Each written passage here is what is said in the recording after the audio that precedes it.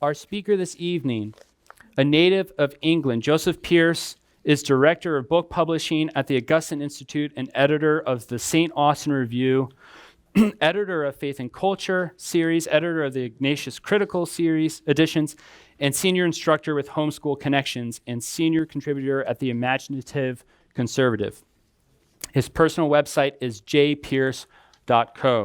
The internationally acclaimed author of many books, which include bestsellers such as The Quest for Shakespeare, Tolkien, Man and Myth, and The Unmasking of Oscar Wilde, which he gave a talk on here.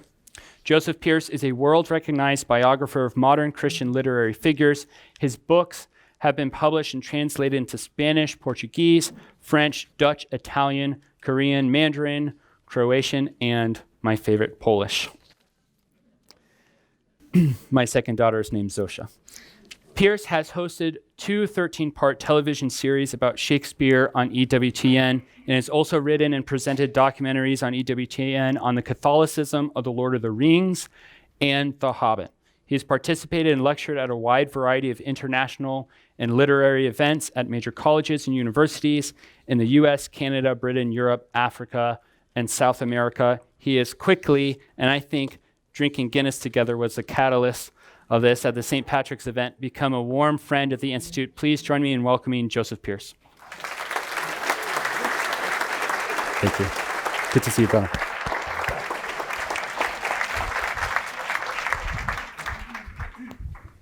Good evening.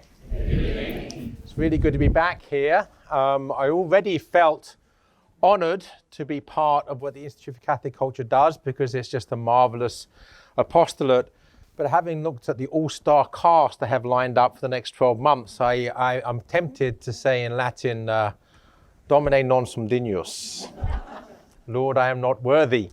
But it's great to be back. And you know, it's hard to beat giving a talk on St. Patrick's Day on St. Patrick, imbibing Guinness. I mean, how does one do one-upmanship on that? Well, speaking on John Henry Newman on the very day on which he's canonized, when we could not say yesterday, St. John Henry Newman, pray for us, where we can say today, St. John Henry Newman, pray for us. So the Englishman beats the Irishman. Sorry, mea culpa, maxima culpa. But of course, Newman, a great friend of Ireland as well, setting up the university there in Dublin. But it's really good to be back here again and to be speaking on our new saint, St. John Henry Newman.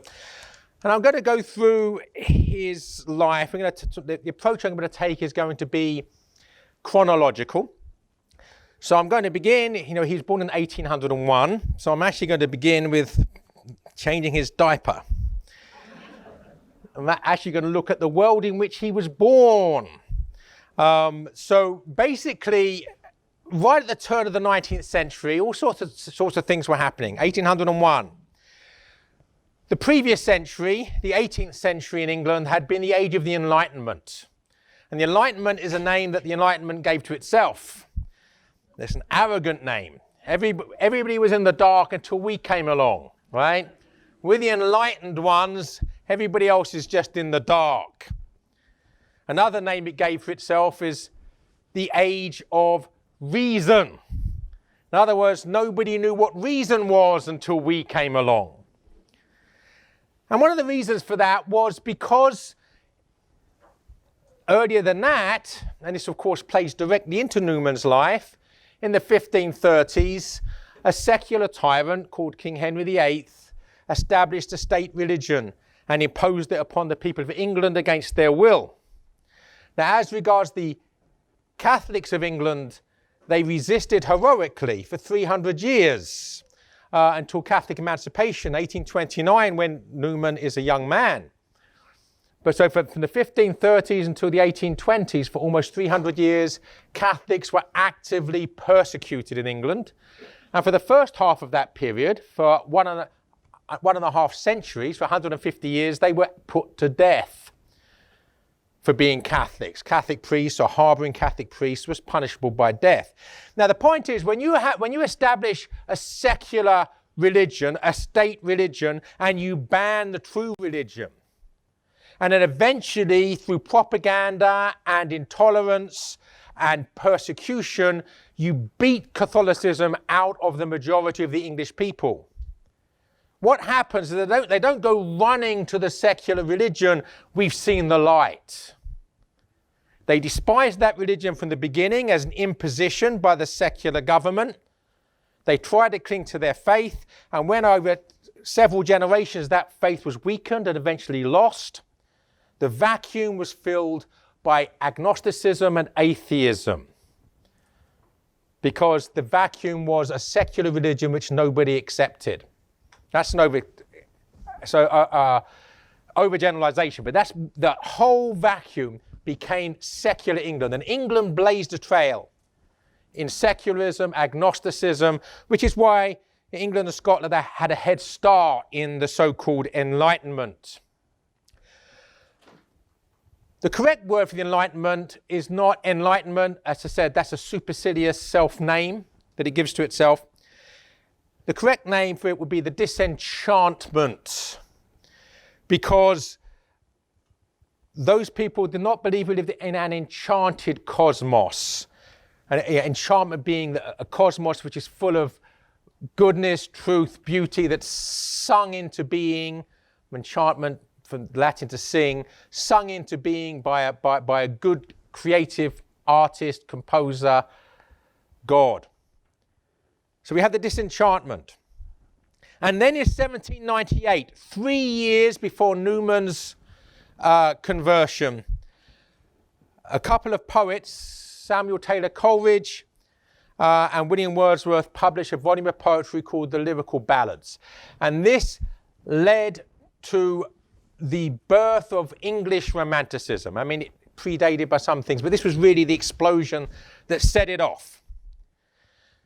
So when Newman's growing up as a young man, he's basking in this English Romanticism. And what does that actually mean? Well, first of all, the Romantics were turning their back on the disenchantment, on the Enlightenment. They were seeking re-enchantment. So they were looking at the goodness and glory and beauty of nature and seeing in nature the God of nature. So in Newman's Apologia Pro Vita Sua, he acknowledges this, the influence of these Romantics, English Romantics, on the Oxford movement, on the movement within the Church of England of which he was a part. He mentions specifically in the Apologia Sir Walter Scott, not an Englishman, but a Scotsman. Heaven forbid I should get that wrong. Scottish and English Romanticism. So he mentions Sir Walter Scott, he mentions William Wordsworth, he mentions Samuel Taylor Coleridge as people that were seeking a new nobility, a rejection of the empiricism and godless scientism of the previous century.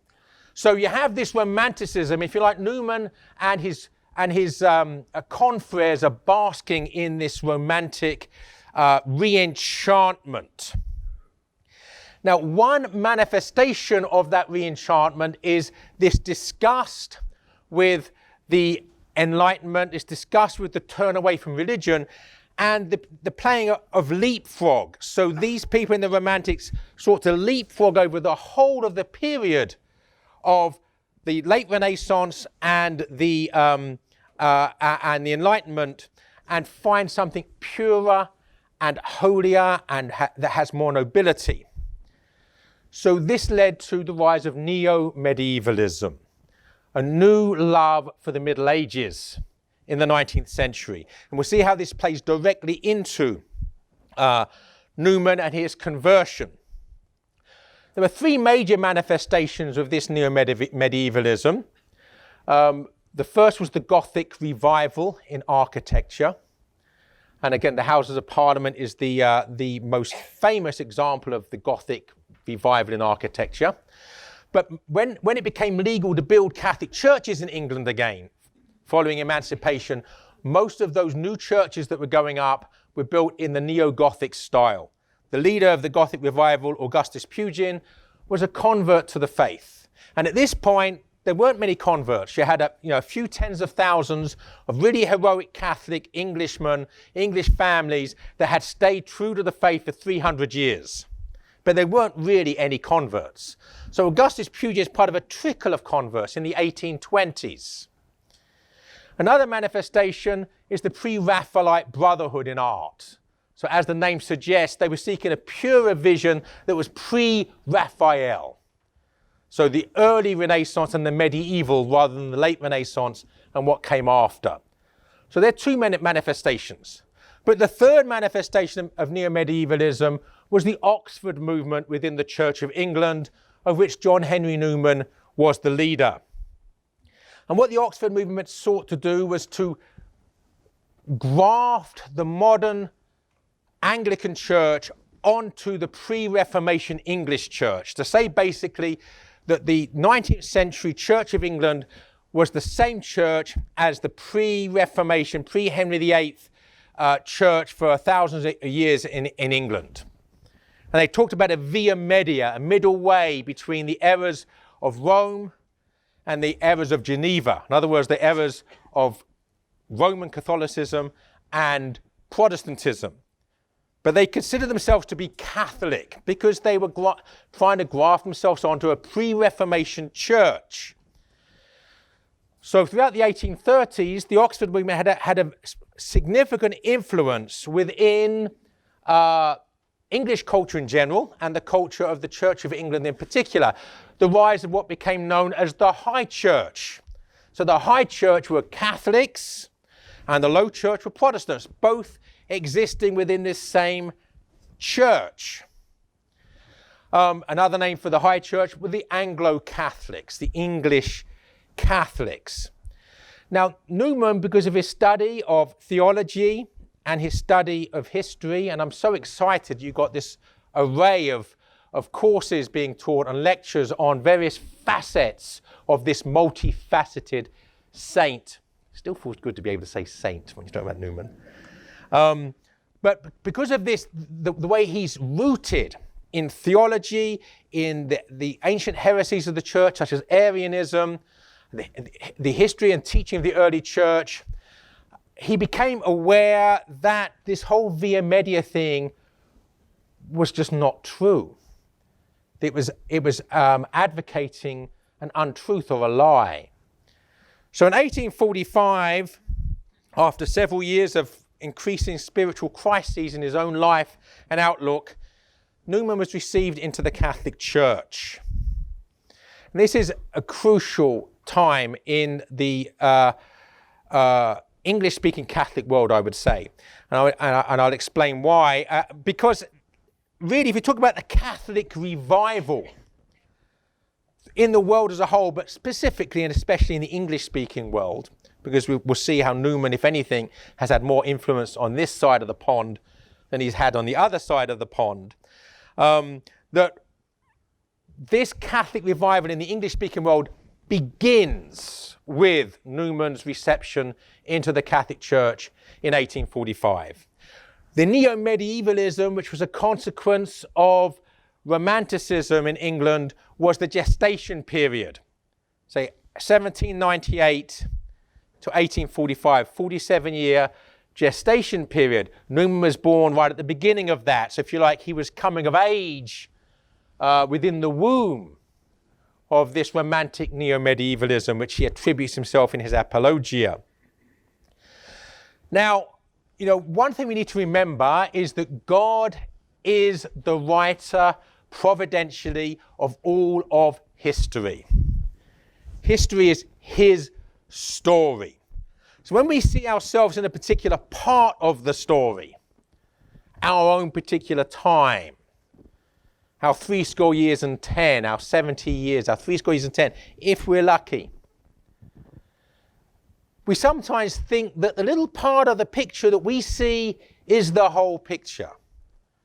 Right, that secularism is more powerful than the church, and it's destined to triumph over religion. And yet, if you look at every single decade since the time of Christ, that would be the situation. Secularism is always more powerful than the church. But it never triumphs over religion, because the gates of hell will not prevail. And the fact that we're still here 2 millennia into the Christian story shows it. So let's look at the hand of providence, because we forget this. 1845, an absolutely crucial turning point in the Catholic revival. The starting point, in fact, the turning point in the fortunes of the modern church. What else happened in 1845 in England or in the UK? Anybody? 1845. When you think of 1845, what might you think of within a British Isles context? I heard someone say Irish potato famine. Okay, well, that happened also in 1845, the beginning of the Irish potato famine. Well, how is that relevant? Because in 1844, Newman had not converted, the potato famine hadn't started, the Catholic presence in England was minuscule. So a few tens of thousands of recusant families who had courageously stayed true to the faith for 3 centuries, no converts worth talking about, no real influence in the culture. And then in that same year, if you like, at the highest echelons of the intellectual world and the spiritual world, Newman, who was lionized as being brilliant in terms of his intellect, holy in terms of his life, eloquent in terms of his rhetoric, this man who was seen as at the peak of what it should to be a good Englishman, becomes a Roman Catholic, which sends seismic shockwaves through the English establishment at the highest echelons. And simultaneously, as a consequence of the Irish potato famine, we have the Irish diaspora. People leave Ireland in their droves because they're starving to death. Of course, many of them come over here, many go to Australia, but many go to England. So overnight in England, you now have this new higher echelon of society, because Newman's conversion, by the way, was, if you like, opened the floodgates for many other blue-blooded intellectual converts to the faith. Came in his wake in the years after Newman's conversion. And at the same time, you have this new Irish working class. And all of this is just 15 or so years after it becomes legal again because of Catholic emancipation to build churches in England. And so overnight, Catholicism is now a major force within English culture. So we see here again, trying to see the bigger picture of history, that one of the recurring features of history is death and resurrection. That you see the death of the faith, and all worldly people will predict it's the end. And then you see its resurrection. We could take more recent examples. Russia. Now, who would have believed after the Russian Revolution, 70 years of imposed compulsory atheism, where Christianity is illegal, where hundreds of thousands of Christians are put to death. After 70 years of it, because that's what it was, 1917 to 1989, 72 years if you want to be precise, nobody alive in Russia could remember Christianity in Russia. It was dead. If you're a worldly person, that's the end, right? There's no memory. There's no living culture. It's over. Kaput. Dead. And yet we have now in Russia, I saw some statistics recently, you know, we've got to take statistics with a pinch of salt, but they're the highest proportion of people that say they believe in God, and it's the Christian God, of anywhere in Europe. So look at China. The fastest growing part of the Christian church, including the Catholic Church, is in China.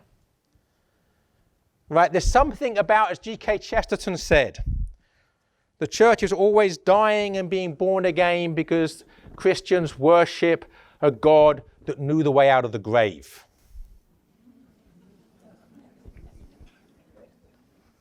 So 300 years of persecution in England. Only a thin thread of believers who, for the most part, stayed quiet because they've been taught to stay quiet. And then all of a sudden, this resurrection. So let's look at Newman now and his contribution. One of my colleagues at the Augustine Institute has edited 2 volumes of meditations on Newman. And I want to recommend them to you. One is called Waiting for Christ, and these are selections from Newman's sermons as meditations for Advent. Perfect time to be thinking about buying that. And then the other one is The Tears of Christ, which is meditations for Lent. And again, these are extracts from St. John Henry Newman's sermons, which are marvelous. But what's wonderful and weird at the same time about them, I use weird, by the way, in the original Anglo-Saxon sense of the word, W-Y-R-D, in Old English, that which basically is full of the mystical presence of God's providence. Not weird as in wacky or odd, right? That basically these sermons, the vast majority of the sermons that we know of Newman were actually preached before he became a Catholic. But what's astonishing about them is how profoundly Catholic they are. And we shouldn't be that surprised, because those of you that have read G.K. Chesterton's Orthodoxy, a book which is certainly orthodox, was published in 1908, 14 years before Chesterton's own reception into the church. Newman and Chesterton thought like Catholics, believed like Catholics, and preached like Catholics long before they signed the dotted line. And there are various reasons for that, but that would be a sidetracking. So Newman as this wonderful, gifted preacher, which we can see in his sermons. But he's also a wonderfully gifted theologian, and I don't think that it's going to be very long before St. John Henry Newman is named as a doctor of the church, which will be another reason to celebrate. And this will be certainly in part, or in main part, because of his theology. And perhaps the most important thing about Newman's theology is his development of Christian doctrine. His essay on the development of Christian doctrine. Now, this can be misunderstood, and it certainly wasn't misunderstood by Newman. But the idea of development of Christian doctrine means that the Catholic Church's teaching can change. But that's not what Newman means. Newman means it can develop. The Catholic Church can never teach or preach something that contradicts what it taught and preached before. It's impossible for it to do that. The better analogy is the analogy of a tree to understand what Newman's getting at with his development of Christian doctrine. And I love to quote Tolkien on this, one of my favorite sayings of Tolkien from one of his letters. And it came out in the madness or mania of the modernism that followed in the wake of the so-called spirit of Vatican II. All sorts of wacky ideas that were never in any of the Vatican II documents are being put forward as being, well, they're not in the documents, but they're the spirit of it.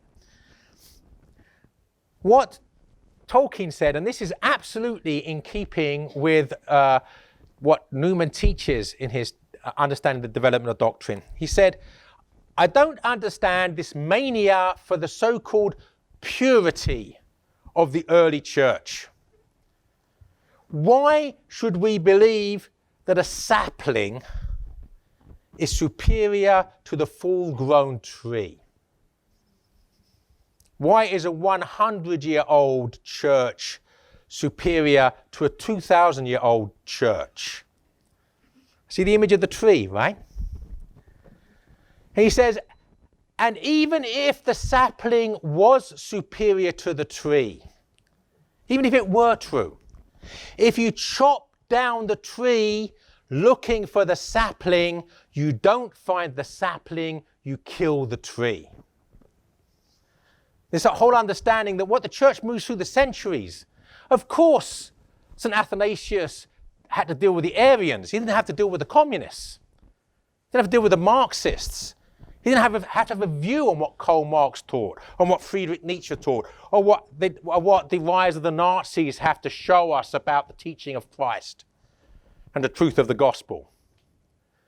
But a 2,000-year-old church does have to do that. But it responds to those modern heresies as it responded to the ancient heresies, with a timeless, perennial, unchanging truth. That the sapling and the full-grown tree are the same tree. So again, the ecclesiology, which Newman again helped us to understand much more clearly, of the church as the mystical body of Christ. That the church doesn't, so that Christ doesn't sort of cease to be incarnate in the world when he's ascended into heaven. He establishes a church. He says that what is bound by St. Peter will be bound in heaven. What is loosed in heaven. He leaves sacraments. He leaves especially the sacrament of the Eucharist, where he is really incarnately present with us. The church is the mystical body of Christ, something which Newman's theology, the development of doctrine, helps us to understand. As distinct, by the way, from modernism, which was a heresy condemned by St. Pius X and was despised by John Henry Newman because he saw the impact of it, especially in the Anglican Church. Modernism believes that the church has to move with the world. Whatever is fashionable and powerful in the world, the church has to accommodate. And of course, that could be different things in each generation. And we know what it is, various manifestations in our own generation. But as this is transient, I'm not going to waste our time on it. But what they have in common is they are all secular. They are all worldly. They believe in a heaven on earth. And they're all rooted in the first and the worst of sins, which is pride. Chesterton says, we don't want a church that will move with the world. We want a church that will move the world. Okay, so Newman the theologian. Newman the philosopher. Again, like Chesterton, Newman is not happy to be confined in one little pigeonhole as a specialist, an expert on the Arian heresy, which he was. He went in different directions. And as a philosopher, he's probably best known for his grammar of assent. And the important thing about this, as Newman states specifically and explicitly in that book, is that the church insists on the connection between fides et ratio, between faith and reason. The church never asks us to believe something which is irrational. And indeed, the whole point of the grammar of assent is to prove that the assent that we give to orthodox faith is something which is rooted in reason. He's very good at showing how our engagement with the truth through reason is necessary because of the object that we're contemplating. That truth, this aspect of reason, is the one reasoning and the thing upon which reason is being used. It's getting beyond ourselves. Same thing with beauty. But where I think he really, because this has obviously been done by other philosophers, going right back to the Greeks and St. Thomas, etc. Well, where I think he really hits home is the subjective dimension of this engagement with the other in the existence of the conscience. The fact that we have a conscience suggests that we are answerable to something beyond ourselves. Because the conscience, if you like, is the voice in the ear that tells us that what we're doing and what perhaps at this particular moment we want to do, we shouldn't be doing. If we didn't have a conscience, we'd do exactly what we want all the time. Even though doing what we want is often self-destructive and destructive of others. So he says, that in culture, the voice of conscience is the voice of God. But certainly the very fact that that other voice, which transcends, and if you like, supersedes our selfishness, is itself an indication of something which is other and beyond us. An indication of the existence of God. And he talks about children. He says our children understand this instinctively. In chapter 5 of the Grammar of Assent, he states specifically the children get this. Children don't need to be taught conscience. And as I was reading Newman on the instinctive, he used the word instinct, the instinctive way in which children just understand the difference between good and evil, between right and wrong. I'm reminded of Tolkien. Again, in his famous lecture or essay on fairy stories,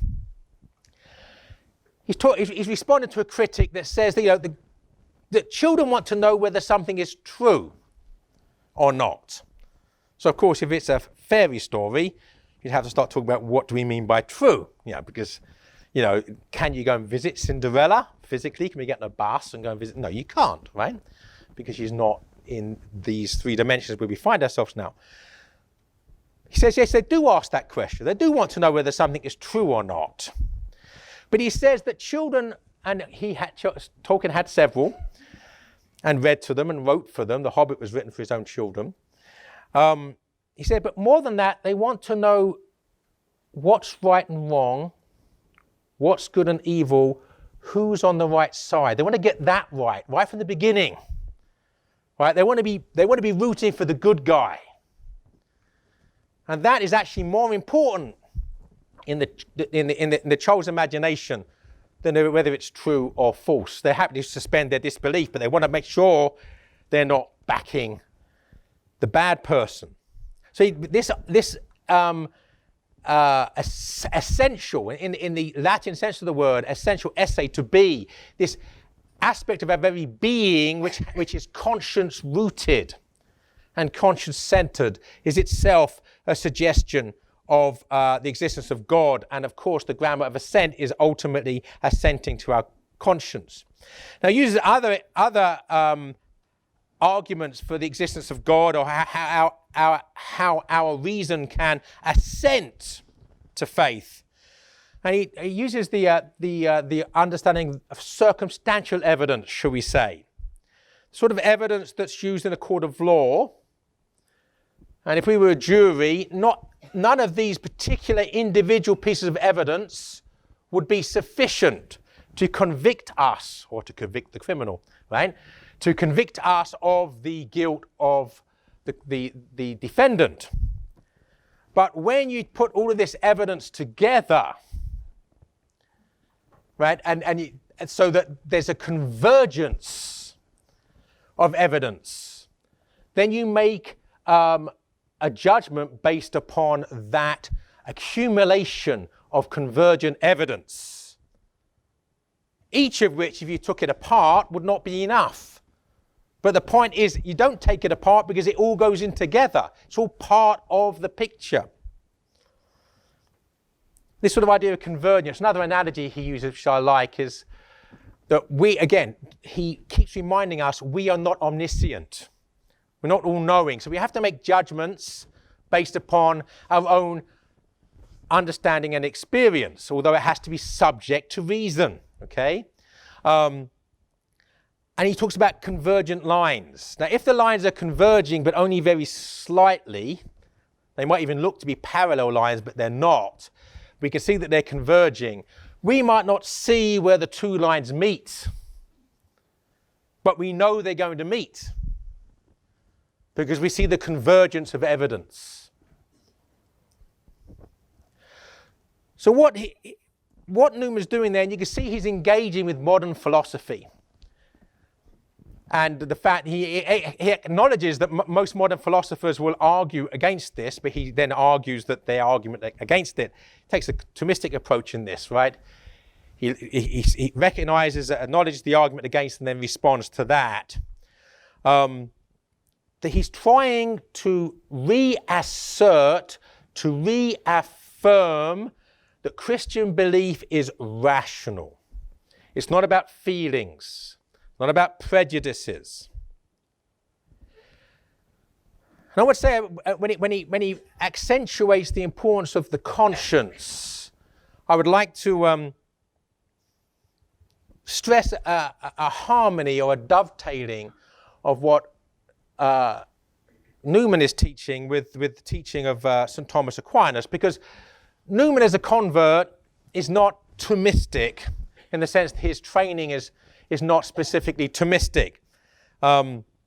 It's often a case of great minds thinking alike, and I think this is an example. So for instance, and I think I may have mentioned this during my last talk, or perhaps the webinar on Hopkins that I did, but the modes of perception that Aquinas insists upon is that all perception of the real, all perception of reality is rooted first and foremost in virtue, and especially and specifically the ultimate virtue, which is humility. And some of you say, Hannah, what's the greatest of the virtues? Is love, right? Not humility. I would really say, by the way, that when you understand the two, they are the same thing. Love is to voluntarily give ourselves to the other person, to put ourselves second or last. We cannot voluntarily give ourselves away, be selfless in sacrificing ourselves for another, unless we have humility. Because pride is putting ourselves first. That's what it means. Making ourselves God, self-deification. We do what we like, which is why pride is the first and the worst of sins. It's through the sin of pride that we give ourselves permission to commit the other 6 deadly sins, right? Once we are our own God and we make our own rules, we can do what we like. So humility is the antidote to that poison of pride. And so Aquinas says that through humility, we have a sense of gratitude. And it's through that sense of gratitude that we have a sense of wonder. And it's that sense of wonder which leads to contemplation. And it's contemplation which leads to, in Latin, dilatatio, the dilation, the opening of the mind and the soul into the fullness of reality. So let's take this now and harmonize it with Newman.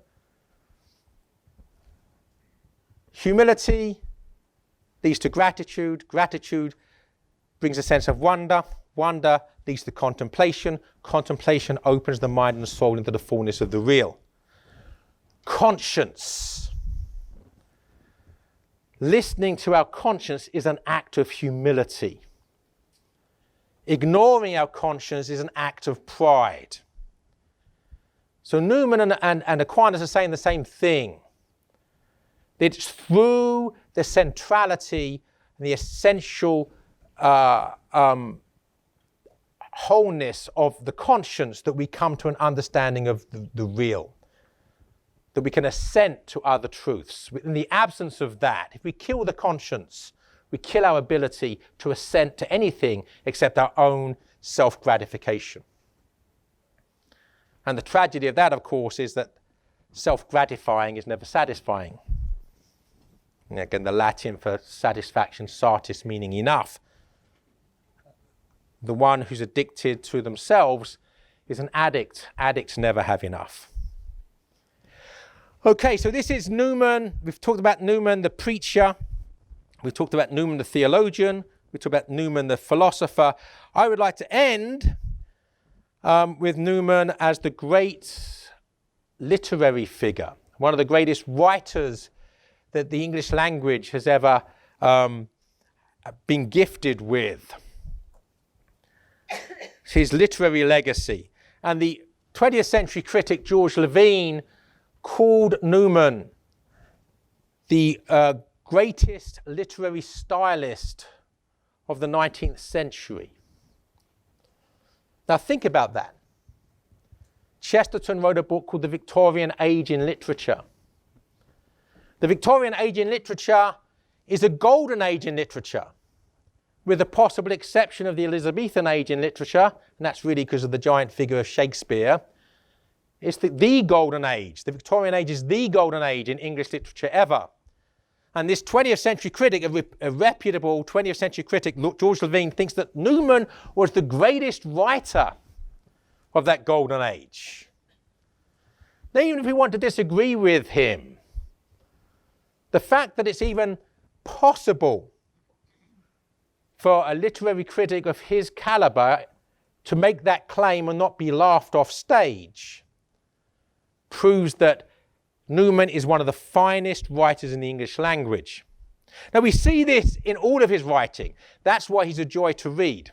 The enjoyment is also an endurance to the modern reader, because we have got used to a dumbed down, journalistic, short, snappy, 10-word sentence way of reading. Newman can give us one sentence that could be 200 or 300 words long. He uses dinosaurs, those extinct monsters, the colon, the semicolon. And he uses them with brilliance. But what it does mean, of course, is you have to take time. And I've given talks on poetry where I say that one of the most glorious, beautiful, and most powerful things about poetry is that poetry demands the taking of time. And we need to remember in this context that we can't make time. Right? As Hopkins says, we're soft sifted in an hourglass. All of our sand of time, each of us has our own amount of sands of time. We all have our own unique amount, and it's different for all of us. And it's sifting through that hourglass as we speak. And when it gets to the end of it, we will die. And there's nothing we can do about it. So we're soft sifted in an hourglass. We can't make time. But what we can decide is, as Gandalf would tell us, what to do with the time that is given. Do we spend our time wasting time or taking time? Are we distracting ourselves to death on trivia? Or are we taking time in the presence of that which leads us closer to God? Great poetry is time taken, not time wasted. Reading the prose of John Henry Newman is time taken and not time wasted. And the glory and beauty of his prose, as I said, can be found in his sermons, even in his theology, and even in his philosophy, because of his writing style. But of course, it's going to be seen probably at its most beautiful in his literary work.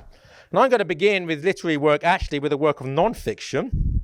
And that's his very famous Apologia pro vita sua, the apology for his life, or the defense of his life, where he answered a libelous suggestion that he was condoning lying and that he was a liar himself. And this masterful defense of his own progress towards conversion and his life as a Catholic after conversion is, in my opinion, second only to St. Augustine's Confessions as a spiritual autobiography and conversion story with power. So I recommend it. Not easy reading. not only because of Newman's style, but because Newman is getting to grips with the various debates and struggles within the Anglican Church in the 1820s and 1830s and early 1840s. Now, if we're not rooted in that particular history, we're not going to understand it. But I mean, I read it as a young man, sometime around my conversion, before I knew virtually nothing about any of this, and it taught me a great deal. Then we have Newman as a novelist. There aren't many saints who are novelists. Another reason to be cheerful. St. John Henry Newman, the novelist. He wrote published in 1848, just 3 years after his conversion, Loss and Gain, which is a fictionalized, quasi-autobiographical story of a young man's conversion to Catholicism, arguing with his various friends about various aspects of things. Much more accessible than the Apologia, covering much of the same grounds. If you want the easy approach, go for the novel.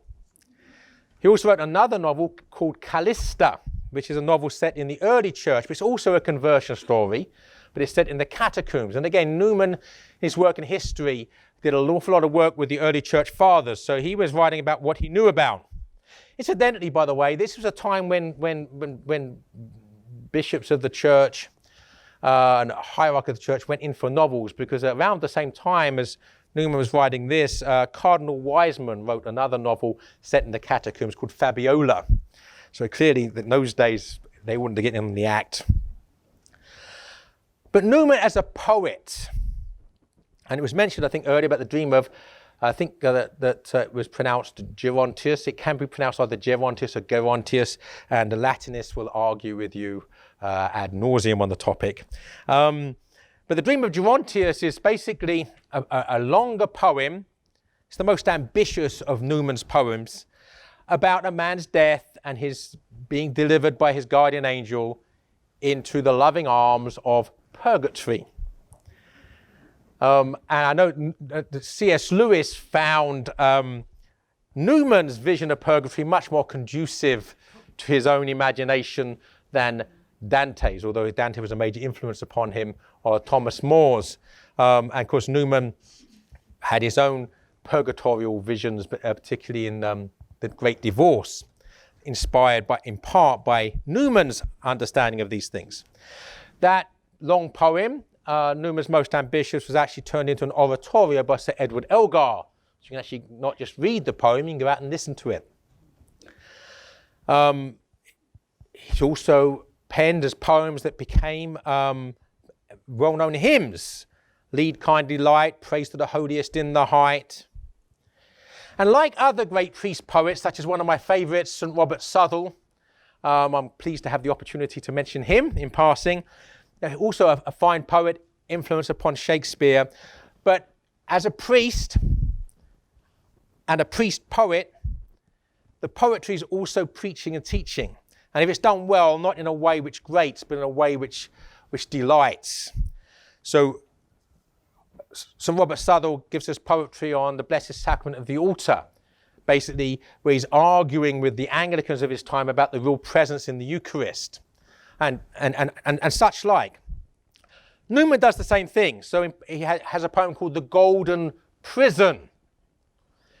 I don't know if anybody knows their Newman, but what's the Golden Prison about? Nobody knows their Newman. The Golden Prison is about purgatory. So we have this understanding. What Newman's doing is defending the Catholic faith, defending the teachings and doctrines and dogmas of the Catholic faith to non-Catholics, teaching and preaching. He has another poem called The Sign of the Cross. And again, one thing that's going to differentiate a Catholic from a non-Catholic is a Catholic will do this, but he prays, right? It gives us away in public. So he writes a poem called The Sign of the Cross where he talks about that. It's not just a sign. It's a prayer. Just the action, regardless if there's no words attached. The action itself is a prayer. And he says a powerful prayer. And who knows, when we do this, whether some soul in another part of the world is strangely and mystically comforted. Now, my favorite of Newman's poetry is The Pilgrim Queen. It's very medieval, very simple, but basically it's a story, tells a story about this vision of this queen, and she's somewhat sorrowful because she's in exile. She's in England. She loves England, but England no longer loves her. This is, of course, the Blessed Virgin Mary, and specifically Our Lady of Walsingham. So just to finish, to conclude, where do we see Newman's legacy in this day and age, and perhaps on this side of the pond? I wrote an article fairly recently for the UK's Catholic Herald called Newman and America. And I said it's no surprise that the reason that Newman's a saint is because of Americans. In other words, the prayers for miracles that led to the two miraculous healings were both made by Americans. He's loved much more over here than he's loved in his homeland. What's that they say about prophets? So in this day and age, Newman centres on campuses across the country, secular campuses across the country. First one was established only about 4 years after Newman's death. Can't remember where it was now. Somewhere in the northeast. There are now 2,000 of them. 2,000 Newman centres doing what Newman asked for in his book, The Idea of Christian Education. That in secular institutions, Catholic students have to get together and have their own society, support each other in that secular environment with all the hostility that comes with that, but also to witness to that secular society in which they find themselves on college campuses. So Newman centres. And I'm so pleased to discover that one of the sponsors of this event is the Cardinal Newman Society, another one of my favourite apostolates. And the Newman Society has established the Newman Guide to Choosing a Catholic College, which has really helped the new generation of newly established Catholic colleges throughout the United States, founded in the last 40 or so years, many of them inspired by Newman's vision of what a Catholic education should be. Newman's spirit is in those Newman Guide colleges, and it's very appropriate that Patrick Riley and the Cardinal Newman Society are calling that guide the Newman Guide. And so, all of this, as important as it is as nothing. Because we could say, until today, and in fact I did say until today, often, that the Catholic revival in the English-speaking world stands on the giant shoulders of John Henry Newman. Standing on the shoulders of a giant. But now we know that the English-speaking world and the Catholic revival, and indeed Catholics everywhere, English-speaking or otherwise, can pray for the intercession of Saint John Henry Newman, knowing that their prayers can and will be answered because of his presence with Christ in the place where we're all supposed to be heading. So from standing on the shoulders of giants to standing on the shoulders of saints. Saint John Henry Newman. In the name of the Father, the Son, and the Holy Ghost. Amen. Joseph Pierce, thank you so much for that talk. This is, I feel like we got a whole table of contents for the entire year. You're going to see this talk referenced every single time one of these Newman talks happen throughout the year, because what a great way to reorient ourselves in all the different facets, as you said, of this holy man.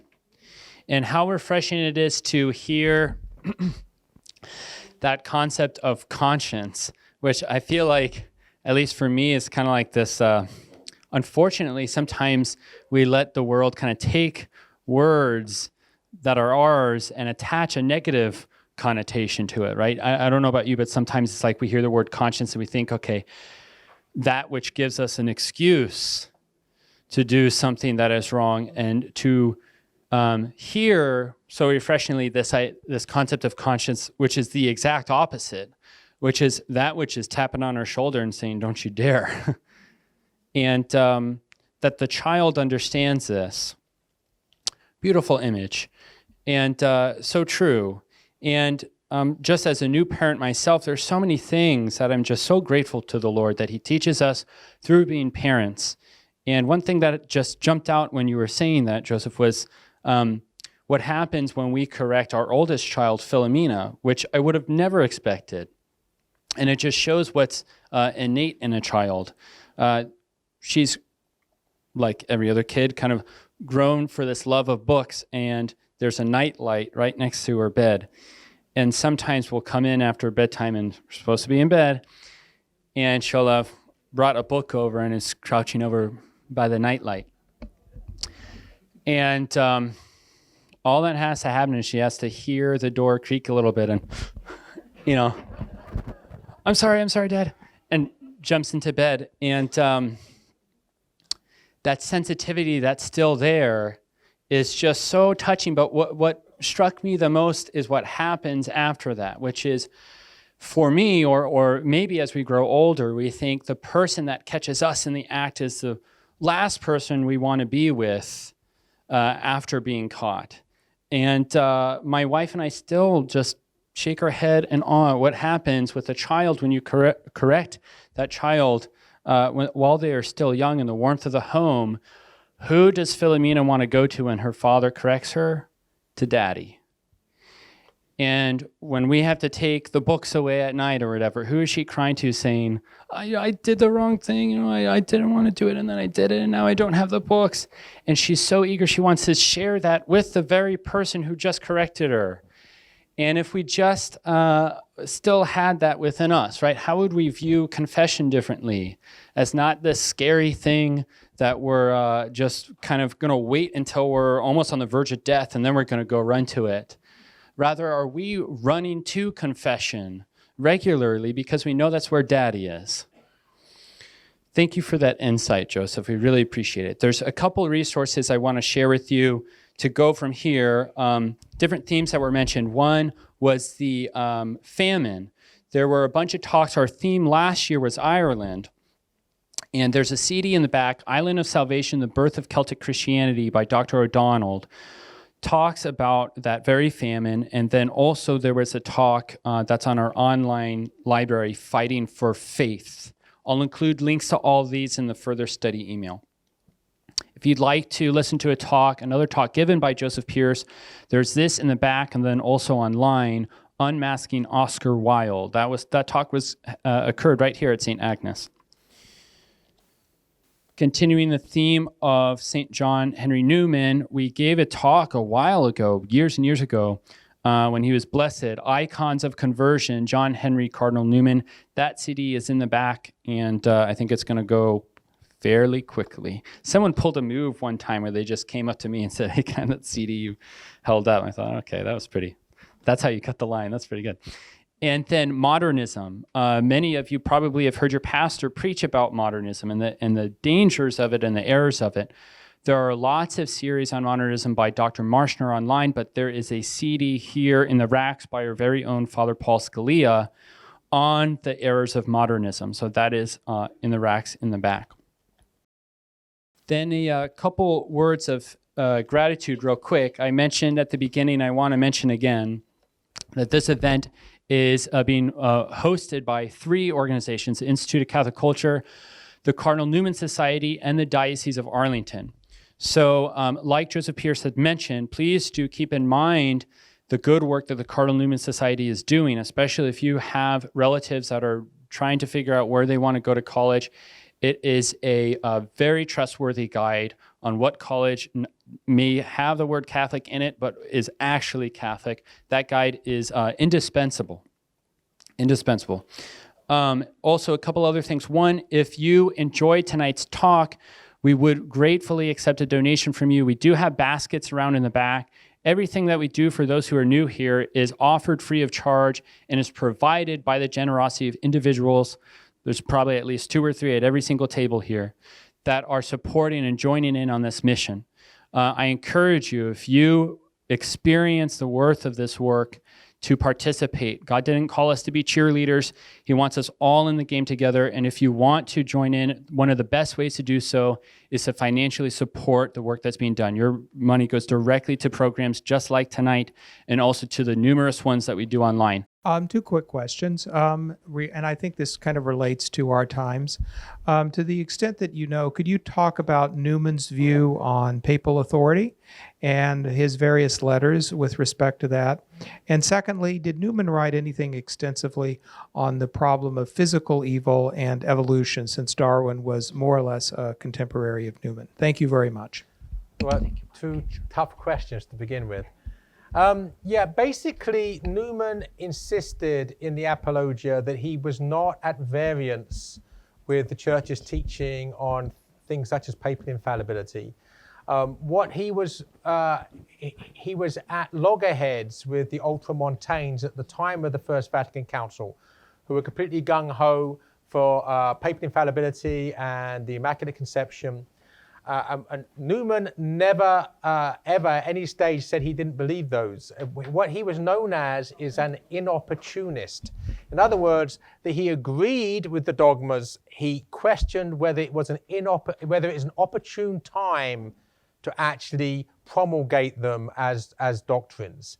It was inopportune, so an inopportunist. But it's not because he didn't believe. It was about whether it was the right time to be making that a definitive item of dogma. So that's in the Apologia, he's actually very much at pains to say, I am not at variance with the teaching of the Church on these issues. Now, as regards Darwin, that's a very good question. He does talk about evolution, and I know that I can't remember if it's in the Apologia or not offhand, but there certainly is a biography of Newman, a very good one, by Muriel Trevor, what's it called now, where she does actually spend some time talking about Newman and evolution. I don't think he said much on it, but there is some passing comment. Unfortunately, my memory is not up to remembering what exactly it was. But Muriel Trevor's book, which I can't even remember what it's called now, but she wrote a 2-volume, sort of more scholarly, weighty biography of Newman. It's not that, it's a sort of a more accessible later volume published, I think, in the late 1970s. If you look up Muriel Trevor, Meriol Trevor, and it's certainly, there's a discussion of Darwin and evolution in her book on Newman there. The best I can do on that, sorry. You're welcome. Thank you. There's a quick question coming in online from Lisa Kern. She's wondering if you could repeat the name of Newman's poem about Mary. Yes, it's called The Pilgrim Queen. Pilgrim Queen. Thank you. Thank you, Dr. Pierce. My question is maybe out of scope, but I hope not. And it's actually about Rome's decision to incardinalate John Henry Newman. Specifically, it seems kind of peculiar in such that Rome seems to have concentrated for a couple of centuries on Counter-Reformation Europe and the North Africa and the immediate Islamic world, and not paid that much attention to England. So their decision to incardinalate him seems something of a departure. Can you comment on their decision-making process and what their motivations were in taking this step? Well, some of this is conjecture. I don't know that you can state it explicitly, but I think it was Pope Leo XIII trying to be a peacemaker. So there is known tension between Manning and Newman. And when it was decided to make Manning a cardinal, then I think Leo XIII decided to make Newman a cardinal at the same time, as to say, look, regardless of whatever differences you've had, this supersedes that. I think that was the intention of it, to make sure that both men made cardinals, so that first of all, so that the Pope was not being seen to be partisan, right? To make one a cardinal, not the other, would make Leo the 13th appear to be on the side of one or the other in the ultramontane, inopportunist discussions that happened earlier. But also, I think, just to be a peacemaker, to say that basically some things supersede and transcend the disagreements you've had. That would be my conjecture on the topic, but I'm not going to say that's definitive.